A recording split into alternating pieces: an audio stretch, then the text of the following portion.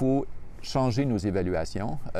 Les évaluations de type traditionnel, dissertation, travail à la maison, doivent être beaucoup plus encadrées. Ça ne veut pas dire qu'on les enlève. Ça veut dire qu'il faut modifier notre façon d'enseigner. C'est aussi une occasion qu'on a de repenser notre enseignement. Donc, c'est pas forcément... je pense qu'on peut céder à la panique, mais comme tous les outils technologiques, ça demande un peu de temps d'adaptation. Les professeurs au cégep et à l'université doivent composer avec une tricherie nouveau genre, réalisée à l'aide d'outils comme ChatGPT. Alors, le développement de l'intelligence artificielle va tellement vite que la Fédération nationale des enseignantes et enseignants du Québec demande un moratoire. C'est vraiment un cri d'alarme qu'on lance. Et aujourd'hui, il y avait une table de concertation. Il y avait 1000 personnes réunies à discuter de ces questions. En matière d'éducation, focaliser là-dessus, l'impact de l'intelligence artificielle sur l'enseignement au niveau supérieur, on pense au cégep à l'université. Déjà, ça bouleverse beaucoup d'habitudes et ça soulève beaucoup d'inquiétudes.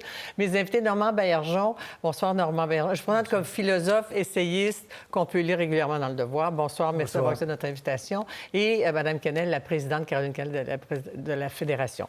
Alors, écoutez, c'est un cri d'alarme que vous lancez.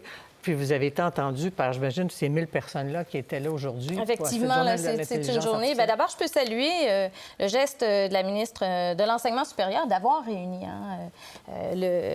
tout le monde autour de cet enjeu-là, qui est un enjeu vraiment important. C'est un cri d'alarme, effectivement, d'aller vers un moratoire. Ce moratoire-là est utile à prendre un pas de recul. Il est très important de faire en sorte qu'il y ait une réflexion qui soit approfondie. Une réflexion, nous, on réclame une réflexion indépendante, une réflexion à laquelle le milieu sera invité à participer. Ouais. Parce qu'en ce moment, c'est la pagaille dans la classe. C'est la pagaille, il n'y a pas de directive, il n'y a pas de fil conducteur qui accompagne les enseignants et même les étudiants. J'imagine, Normand Baillargeon, vous, avec le pas de recul, vous avez écrit des textes cet hiver là-dessus dans Le Devoir. Un moratoire, même si les technologies sont déjà là et qui sont peut-être incontournables? Alors, je dois dire, j'applaudis à cette décision-là. Je pense que c'est une bonne chose de prendre un moment de recul, de réfléchir.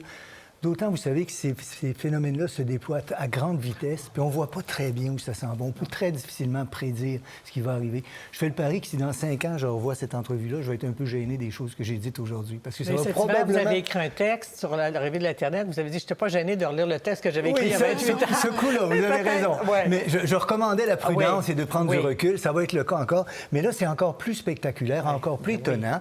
Et ce que je pense, sincèrement, aussi, c'est que ça va nous forcer à revoir des catégories que, comme philosophe, je trouve centrales en éducation. Repenser ce que veut dire enseigner à partir du moment où il y a ça. Repenser ce que veut dire évaluer à partir, lorsque ceci apparaît.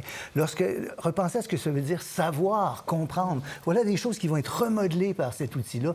Prendre le temps de réfléchir avant de l'implanter. Surtout, ne nous le cachons pas qu'il y a des intérêts économiques majeurs derrière tout ça. Mais ça menace le savoir, ça menace l'enseignement. C'est très possible que ça menace le savoir. Et je voudrais apporter une nuance à ce que je viens de dire. Il y a probablement des avantages aussi. Aujourd'hui, je me posais des questions. Je me demandais en quel sens ça peut être avantageux. Imaginez un étudiant ou un élève qui travaille en équipe et qui demande qu'on lui lance des idées sur un sujet. Il peut rapidement en obtenir. Imaginez quelqu'un qui demande une explication faite en des termes simples. Permettez-moi une anecdote. Quand j'enseignais la philosophie, moi, une des choses les plus compliquées que j'ai eu à expliquer, c'est qu'est-ce que Kant entend par des jugements synthétiques a priori. Bon, j'avais des manières d'expliquer ça, mais imaginez un étudiant dans ma classe qui n'a pas bien compris, il s'en va voir ChatGPT, puis il dit « Explique-moi ça avec le vocabulaire d'Homer Simpson », je dis n'importe quoi, mais ça pourrait être L'avez-vous essayé, cette question-là? Non, je ne l'ai pas essayé, ça pourrait être amusant de le faire. Essayez-la, puis écrivez-la dans Le Devoir après. Oui, c'est bonne idée. Oui, parce qu'en réalité, la menace, elle est là, c'est le danger du plagiat, l'impossible détection, la facilité, la superficialité, c'est tout ça, Très certainement, la question du plagiat, elle prend une nouvelle dimension. Puisque si on pose une question à ChatGPT une fois et qu'un étudiant produit un texte avec cette question-là, l'enseignant va reposer la même question, mais la réponse ne sera pas la même.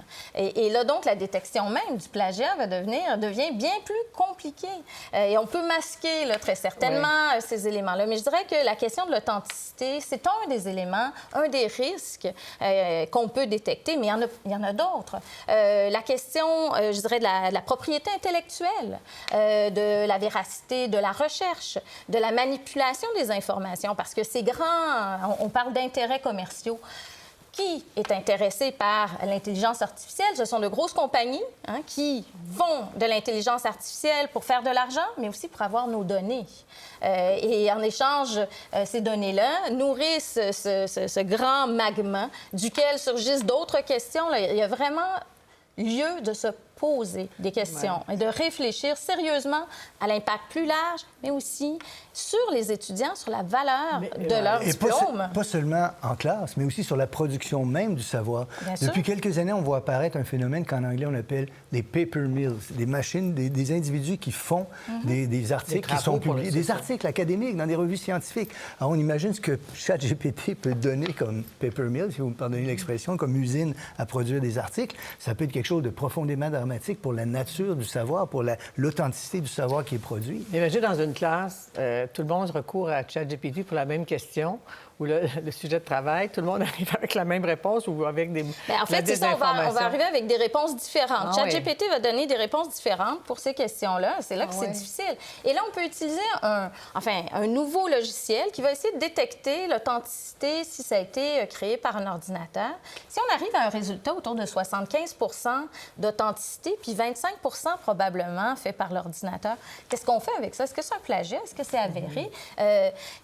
Il faut repenser toute cette question-là de production intellectuelle. C'est important. Je pense que la solution, elle n'est pas seulement de dire on va être en classe, puis on va prendre un dictionnaire papier, puis on va s'asseoir avec un crayon. L'examen en classe, oui, par exemple. c'est sûr qu'à court terme, c'est une solution, mais je pense qu'à plus long terme, il faut repenser la façon d'évaluer, la façon d'enseigner, parce qu'on a des étudiants, là, le savoir, la question de savoir, c'est pas de reproduire simplement. Avez-vous déjà des idées de solutions? Je vais attendre, je vais voir. Mais ce dont je suis persuadé comme philosophe, excusez-moi de revenir là-dessus, mais c'est que des catégories centrales dans le monde de l'éducation vont être profondément bousculées. Par exemple, on est obligé de se demander qu'est-ce qu'on fait quand on évalue? Est-ce qu'on veut simplement que quelqu'un rende un texte puis qu'il soit conforme à ce qu'on voulait? Est-ce qu'il démontre des compétences ou des habiletés? Non, on veut qu'il sache. Alors, qu'est-ce que ça veut dire savoir? Comment on le sait? On pouvait tricher auparavant. Maintenant, on peut tricher d'une manière augmentée par je ne sais plus combien de pourcents. Mais on veut toujours que l'évaluation témoigne que l'étudiant sache des choses. Et pour ça, ça veut dire, par exemple, le questionner.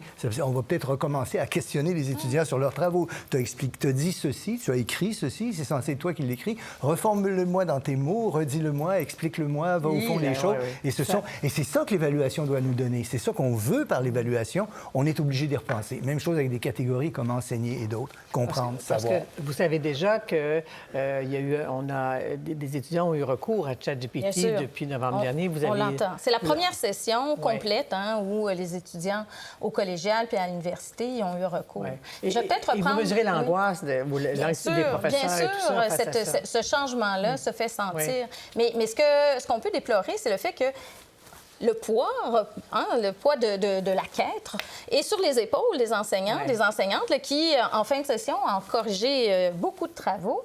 Il faut penser à cette perspective-là. C'est pas une responsabilité individuelle. C'est une responsabilité collective. Et c'est pour ça qu'on appelle un moratoire, puis un forum indépendant pour trouver des balises, établir des chartes. Et ça, il faut impliquer jusqu'au plus haut niveau le ministère, le gouvernement. Et en s'efforçant, si je peux me permettre, de réunir le meilleur savoir dont on dispose sur ces questions-là. Pas laisser ça au hasard des idéologies, pas laisser ça au hasard des expérimentations plus ou moins bâclées, au hasard des grandes entreprises qui sont derrière tout ça. Il faut absolument faire des recherches sérieuses, les synthétiser. Un Institut national d'excellence en éducation serait utile en ce moment.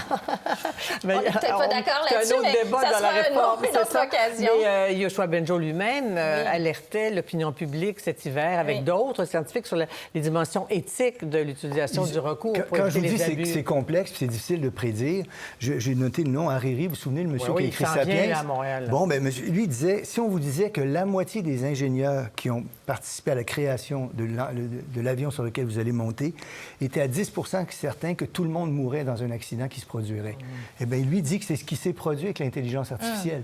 Les 700 scientifiques formés là-dedans pensent que ça, c'est à 10 dangereux pour la survie même de l'humanité. À côté de ça, il y a Bengio est un homme inquiet aussi. Puis il y a d'autres gens que je respecte très fort qui disent on s'inquiète pour rien. Alors, qu'est-ce qui arrive? Qu'est-ce qui en est? Je ne le sais pas. Mais donnons-nous la chance d'y penser et de nous renseigner le plus sérieusement possible. En tout cas, vous l'avez lancé, ce cri d'alarme-là. Il y avait donc... le gouvernement était à l'écoute, j'imagine, aujourd'hui, puisqu'ils étaient... Mais il y avait effectivement des représentants Ouais. du gouvernement, du ministère de l'Enseignement supérieur.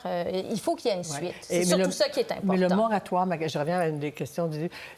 Un moratoire, quand la technologie est déjà... Qu'est-ce que ça veut dire, un moratoire? Mais le moratoire, c'est, d'une part, de lancer un message très clair au gouvernement, aux directions, que tel qu'il est utilisé en ce moment, là, ce phénomène-là d'intelligence artificielle, doit faire l'objet d'un arrêt pour réflexion.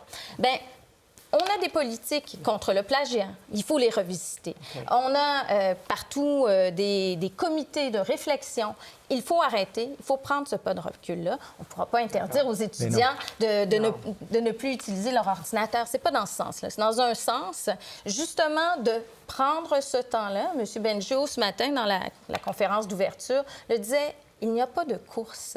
Il faut faire en sorte que les décisions qui vont être prises, ce sont des décisions d'une grande importance. Très grande importance, et il faut prendre le temps pour les faire. Alors, tous les deux, merci d'avoir lancé ce cri d'alarme à nouveau pour qu'on comprenne bien les enjeux. Merci. Au plaisir de vous relire, Normand Bergeron, Caroline Kenen, merci beaucoup et bonne chance dans votre quête de moratoire. Merci. Merci. Pour voir nos émissions en entier, rendez-vous sur la chaîne ICI RDI.